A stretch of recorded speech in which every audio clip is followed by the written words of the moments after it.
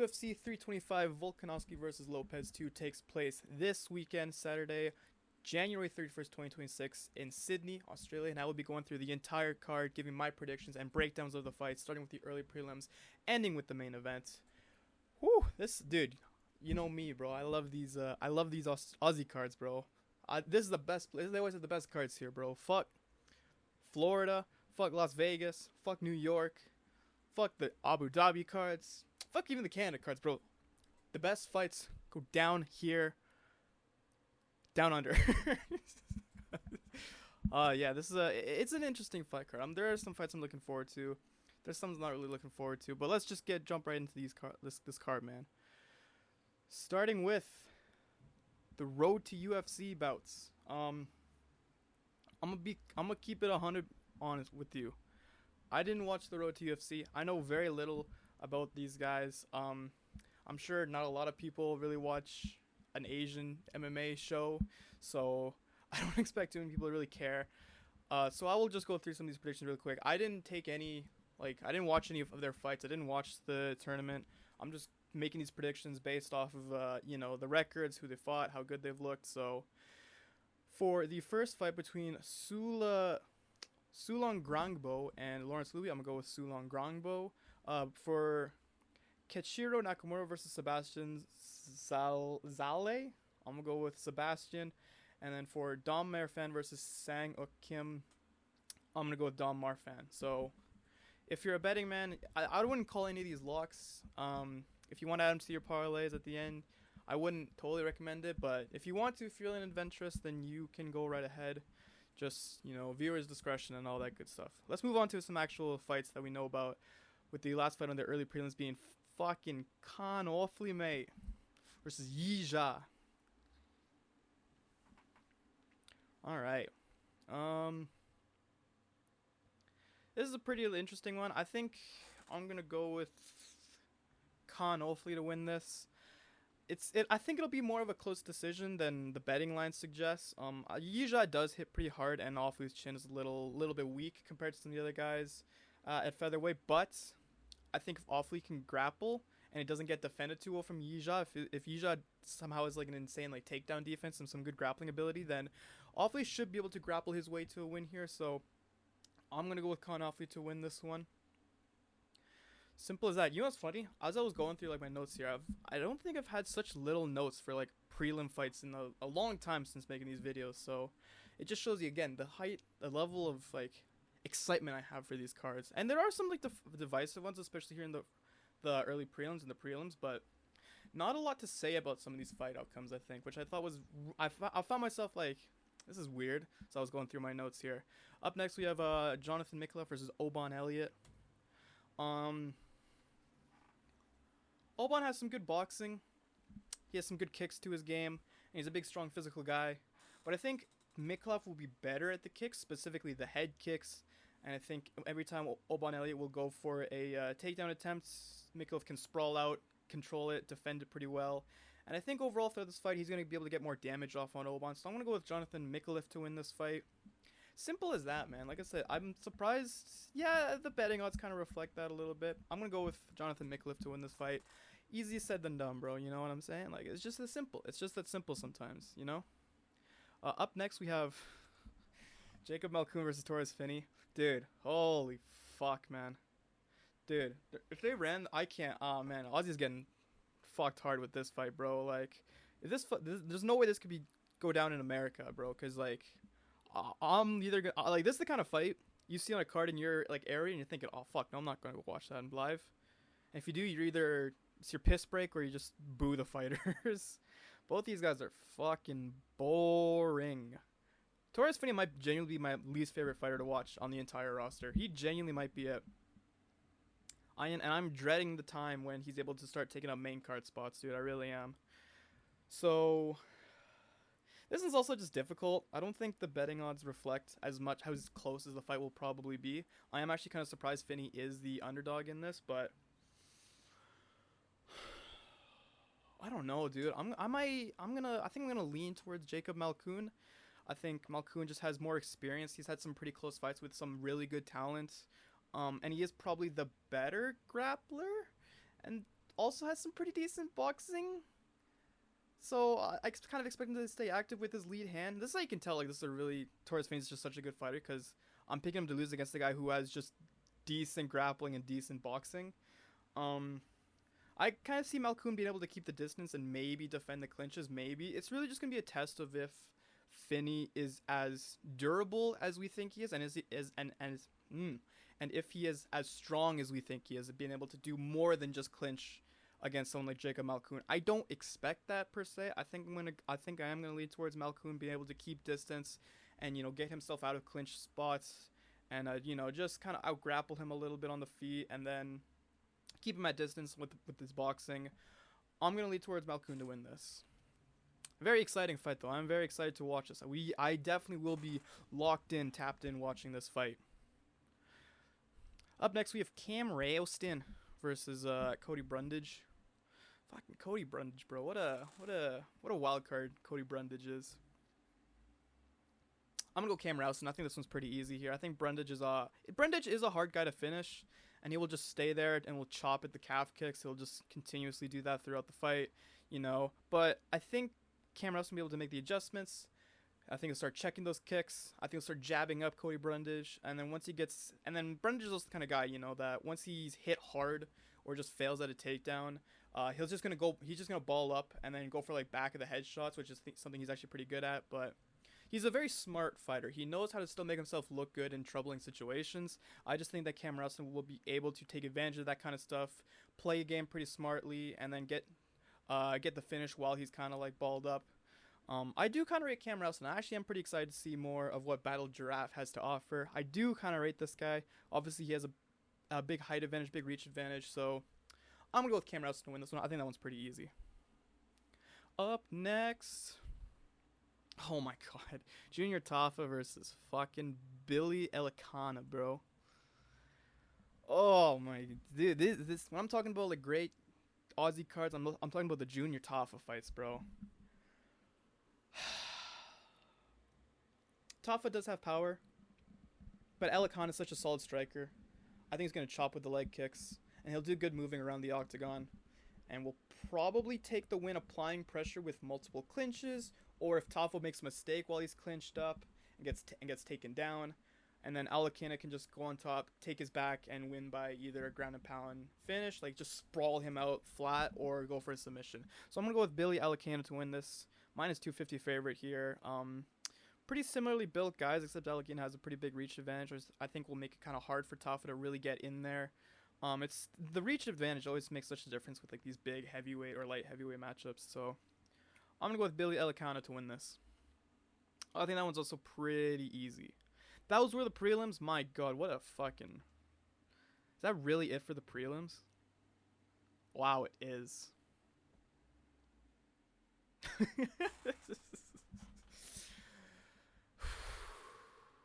This will be good, man. This will be good. Anyway, Salkilld versus Jamie Mullarkey. I will say, you know, it's good I do like this from Jamie Mullarkey taking this fight. I think, you know, he's always been such a guy that's, you know, he's just kind of like a test for a lot of the lightweights, just to see where they are, like what level they are. So I like this from Jamie Mullarkey to be like, you know what? Fuck that. I want to be more than just a test guy for the rest of the division. I want to come in here, take this guy's momentum, derail the hype train, get a big fat pay-per-view payday on short notice, get myself on good terms with the UFC. I like this move from Jamie Mullarkey a lot, bro. Like, pop off, king, and all that good stuff. That being said, though, I think we're going to get an answer to a question no one was asking here. I think Salkilld will easily win this fight. You know, he's just so... we've already seen so much from him. Like, he's just so well-rounded. He can grapple as much as he wants. He can throw devastating head kicks and punches. He looks great striking. I do think Mullarkey in this fight will be able to apply pressure and make it a brawl, which does excite me quite a bit for watching this fight. But Salkilld can just make it such a grapple-heavy fight or get off multiple boxing combinations, some body kicks, some calf kicks, and draw Mullarkey in and then throw a massive counter right. Or just take his back and get us up. Like, I think Salkilld is like, he can do whatever he wants in this fight, and I think he'll be able to come away with a win here. So I'm scared for Jamie Mullarkey again. I hope he makes it a really fun fight. Usually he does, and obviously he's fighting in Australia too, so good fight here. But Killing Salkilld, man, is just so. He just looks amazing. He just looks amazing. So I'm gonna go with him to win this fight. Pretty easy, -1000. You know, like, yeah, yeah. Up next, oh my fucking god, dude. Tuivasa versus Taliesin Teixeira. Man. Yeah, I'm gonna have to go. What do you think I'm gonna do? I can't believe I'm going to Teixeira. I can't believe I watched Lucas Tracy go on here and talk about Tuivasa actually winning this fight, bro.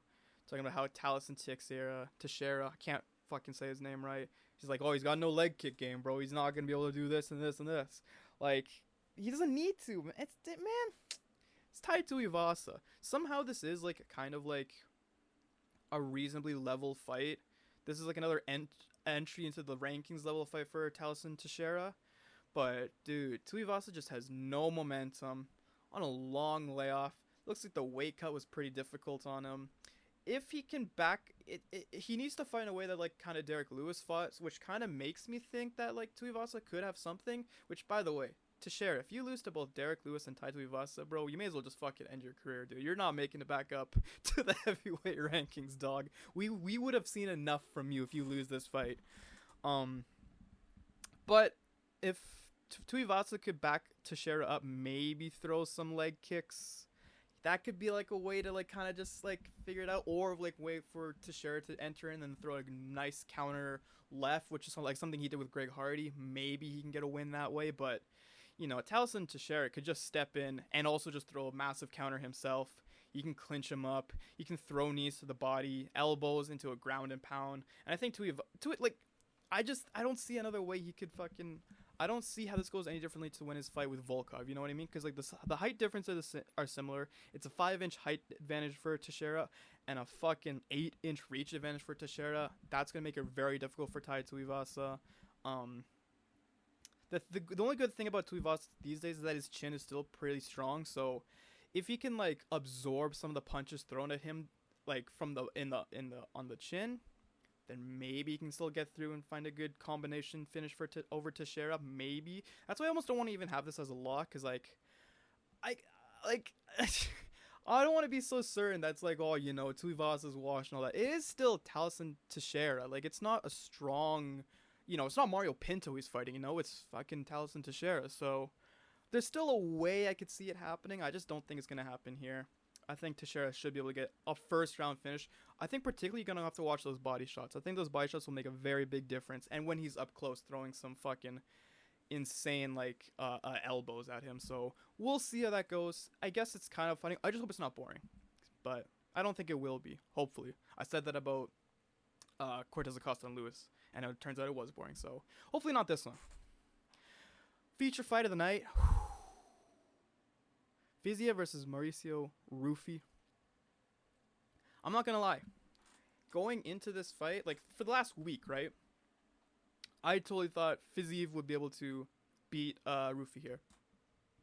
You know, I was just thinking in my head before I even like really looked into the fight. I was like, what does Ruffy have that could really throw off Fiziev's game? What could he do against Fiziev? I don't really know.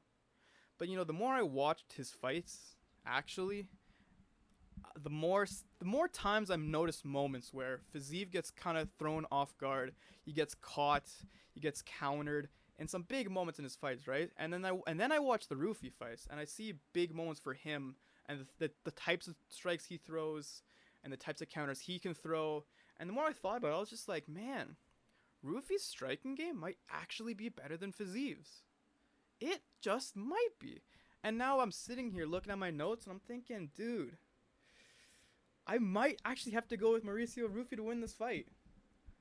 Like, at the start of the week, I was confident that Fiziev would actually be able to win this. But I think Ruffy's actually going to win this fight, man. I think it'll be really close striking. Here's what Fiziev's going to do, right? I think Fiziev will look for a lot of kicks. And he's probably going to have a higher output than Ruffy. I think he's going to try to make himself look better that way. Control the octagon, push him back towards the fence. Look for the body kicks, and then maybe in the first round land a takedown to kind of establish a threat and intimidate Ruffy a little bit going into the second. But I just think when you look back at the BSD fight that Ruffy had, he actually had some pretty decent takedown attempts, or takedown defense against BSD, and I don't think Fiziev is going to apply as much pressure as BSD did in their fight. You know, I think Fiziev's going to try to fight this a little bit more calculated, not as much of like just a apply pressure constantly kind of fight. Which I think if Fiziev wanted to win, I think that's how he should fight this, but I don't think that's how he's going to fight this. I think he's actually going to be a lot more technical with it. So I don't think Fiziev's going to apply as much pressure, and I think going into the second round, Ruffy will start landing in the pocket. He's got those amazing counter rights that come after the leg kicks, which Fiziev has been, has fallen victim to, as well as straight rights from Ruffy when backing him up against the cage. I think if Ruffy can start backing him up and then throw a straight right, that's a really good weapon against Fiziev. Some good uppercut combinations always seem to rattle Fiziev in every single fight that we saw in the Gagey fight. Body shots. I just think overall Fiziev's going to miss a lot on the feet. I think he's just going to have a hard time actually being able to strike against Ruffy. I think Ruffy's going to be doing pretty well avoiding those shots, just like how Fiziev will do really well avoiding the kicks of Ruffy. I think he's going to do, did I say Ruffy? Fiziev will be able to dodge and miss a lot of the kicks that Ruffy throws. So in terms of the kicking, I think Fiziev will definitely have more leg kicks or body kicks, but I think Ruffy's going to get more strikes off, thus more damage, and he'll just look good. He might even get a knockdown. I'm gonna back up Ruffy's striking game, being able to, out skill Fiziev and his approach to this fight being a little bit more technical, trying to intimidate a little bit more, all that good kind of stuff. It's very interesting to me though. I think there's and another thing about this fight is the fact that they've actually booked him against Fiziev in the first place. I think coming off a loss to BSD going into a Fiziev fight is he got the better opponent than BSD did in the next follow-up fight. But BSD got Benil Dariush, bro. He gets Rafael Fiziev, bro. I think the UFC just knows. I think the UFC just knows that this is he's gonna be able to get this done, and that's why they booked this fight in the first place. So I'm gonna predict that to happen. If Ruffy ends up losing to Fiziev, then that's really tough. I don't know where that leaves him as a career, but hopefully I think he could. I think he's gonna be able to do it though. And I don't think this is actually gonna be a knock on Fiziev's career as a general too. I think it's gonna be able to be a very good, proving ground for a lot more guys coming into the ranked positions at lightweight. So I think Ruffy's gonna win this. Moving on to the co-main event, dude. Gotta stand up, bro. Gotta stand up, bro. Come on. Let's not kid ourselves. Let's not kid ourselves who's gonna win this, dude. Benoit Saint-Denis versus Dan Hooker. 340 ain't enough. Minus 340 is not enough, dude. This should be minus 500. Should be minus 5,000. BSD is gonna fucking have his way with Dan Hooker. I'm calling it right now. I'm so confident in this. Hooker is coming off a short turnaround after a bad loss just 2 months ago to Arman Sarukian. I will say this fight might be a little bit more competitive than I would probably think, but BSD isn't as quick or as slick with his takedowns. Hooker will try to threaten guillotines. And we saw in Poirier's fight that BSD can get out of those, scramble out of those guillotine threats to get right to the back really easily. BSD is someone that likes to just keep control instead of going for ground and pound. He just likes to keep control and stay on top of you, flatten you out, going for submissions. Hooker probably will have flashes of good striking on the feet when the fight is there, but BSD will probably wipe those off pretty easily. He's a pretty tough guy. And he's also really improved his fight game. It's funny, when you fight Dan Hooker, you don't really need a game plan. Hooker's the kind of guy, right? He just likes to stand and strike with you. That's all he likes to do. So beforehand, when BSD doesn't really have that high level fight IQ that we were kind of wanting out of him, you could still argue him that he could win a fight with a Dan Hooker. But now that he's actually improved and has really good fight game knowledge, he can probably just do whatever he wants against Dan Hooker, man. He will be more patient. He will make some more good reads. He will push Hooker against the cage. He'll get the body lock takedowns instead of just the single leg takedowns. And then it goes straight to the mount. Or you can get a submission or get the decision win via control, which is probably what I would go for. I think BSD by decision is probably the most likely outcome. But I am excited for another BSD performance because after this, you're one fight away from the title, man. Like he should be given. Ooh, they should give whoever wins this fight should be given the loser of Holloway Oliveira. Isn't that? Wouldn't you just want to see that? I would legitimately pay money to watch that fight. Not that I don't already pay money to watch the rest of these fights, but I would dude. Oh, I need that fight, man. Whoever wins this gets to fight the loser of Holloway Oliveira. That just makes sense. Makes sense to me. Before it even happens, I know that makes sense. So BSC's gonna get it done though, and then he'll beat Charles, I think, and then he'll be getting a title shot. Because then you're looking at your next lightweight champion. Right there. That's who it is. Yep. BSC all the way, baby. Moving on to the main event. Alright, look. Regardless of everything of how we got here, regardless of the shitstorm the featherweight division is, how guys like Evloev and Murphy and Rodriguez all feel just so entitled to title shots they're not even willing to defend it against each other. We are here. We're getting Volkanovski Lopes 2. It should be a fun fight. I'm going to go Volk by clear decision. Very, like, again, a repeat of the last time they fought. 49-46 decision for Volkanovski. I think it's just that simple, man. You know, if he can time his body takedowns right, like he did the first fight in the first round, pin him up against the cage and apply strong ground and pound consistently all throughout the fight, again, like we saw in the first round of their first fight, he can fucking easily win this fight. Or possibly even get a TKO finish. I'm just saying, I think that's a possibility. You know, Lopez is someone that really likes to value submission position over like just general position. He likes to make sure he's not in a spot to be submitted, which I think leaves him a bit more open to just being ground and pounded. He does have good takedown defense, Lopez, and is dangerous up close with some nasty uppercuts, some nasty right hooks. The thing is, though, Volkanovski just simply has the better striking. We saw that in the first fight. You know, and I feel like this narrative of just, you know, Volkanovski being too old and the only way, you know, like Lopez can win is just by fluke is just the fact that he's 1 year older. He's only 37. We just saw Gagey piece up Paddy Pimblett. He's not even that old. He's just the toxic retirement fights are getting people to think that, you know, oh, his body's given out. Dude, there has been no actual fight moments that make you look like he's slowing down. You know what I mean? Like, I just don't see any moments where it's like, oh, Volkanovski's looking washed, man. He didn't look washed at all in his last fight with Lopez. Where was I? Volkanovski had the better striking. He doesn't have to make as many adjustments as Lopez does. I think Lopez, in order to win this fight, he needs to change up his game a bit more. And even I think when we saw him fight Silva, he didn't make that many adjustments. I think that's what a lot of people are kind of backing on when they're trying to pick Lopez to win over the just like a fluke knockout, is that he will actually improve his striking. I just don't see, I just haven't seen enough to make me think that he actually has. And that was during the Silva fight where he kind of fought the exact same way he fought Volkanovski. It is a very successful formula to winning fights, but when you're coming up against the fucking GOAT of the featherweight division, like, it just doesn't work, man. Somebody who's still kind of in their prime. Not in their prime, but still can go. Still isn't washed, right? So I just see Volkanovski while Lopez is just there stationary, standing there just right in the center of the octagon. Volkanovski's going to be reactive. He's going to be fainting. He's gonna be making reads. He's gonna be circling away, and then he's gonna be at range where Volk can also do very well. Like, their reach advantage is not that different, despite the height advantage.